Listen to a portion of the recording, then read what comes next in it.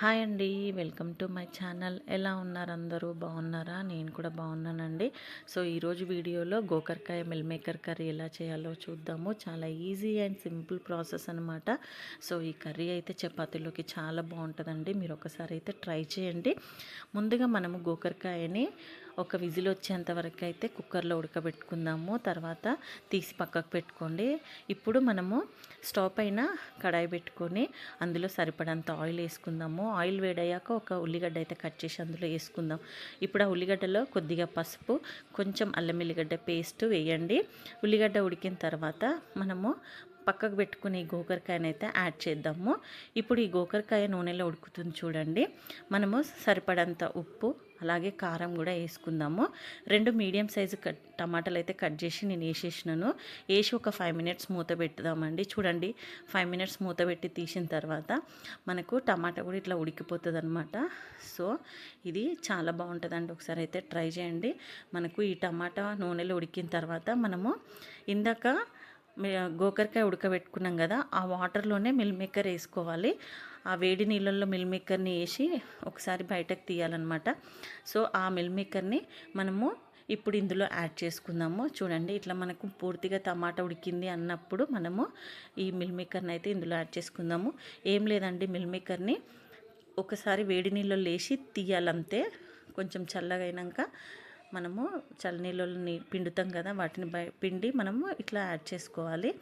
So ఈ meal maker process అయితే చాలా బాగుందండి టేస్ట్. మీరు కూడా ట్రై చేయండి. ఇప్పుడు ఈ మిల్ మేకర్ ఇందులో యాడ్ చేసిన తర్వాత అయితే మంచిగా కలుపుతున్నాను. చూడండి, ఇప్పుడు మనకు ఆల్మోస్ట్ గోకరకాయ టమాటా అయితే ఉడికిపోయింది. మిల్ మేకర్ కూడా చాలా తొందరగా ఉడుకుతుంది అనమాట. సో ఇప్పుడైతే నేను చూడండి ఇలా కలుపుతున్నాను. ఇందులో కొంచెం వాటర్, అంటే కొద్దిగా వాటర్ అయితే యాడ్ చేద్దాము. ఈ మిల్ మేకర్ కూడా గ్రేవీలో ఉడకాలి కదా.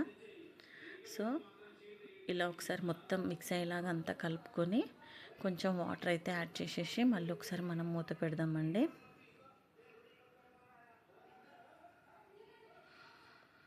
నేనైతే ఇట్లా పూర్తిగా కలిపిస్తున్నాను అనమాట.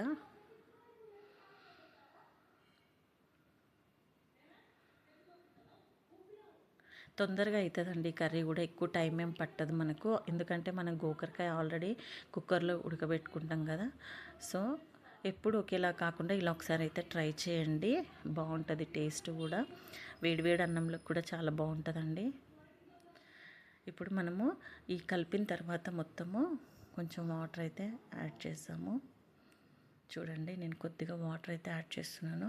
ఈ వాటర్ యాడ్ చేసిన తర్వాత అయితే మూత పెట్టేద్దాము. మళ్ళీ ఒక 10 మినిట్స్ అట్లా చిన్న మంట మీద పెట్టేద్దాము. సో ఈ 10 మినిట్స్ తర్వాత తీసి చూస్తే చూడండి, మనకు మొత్తము గ్రేవీ అనేది ఇట్లా ఫ్రై అయిపోయిందనమాట మనకు. సో ఇప్పుడు గోకరకాయ మిల్ మేకర్ పూర్తిగా ఉడికిపోయినాయి అనమాట.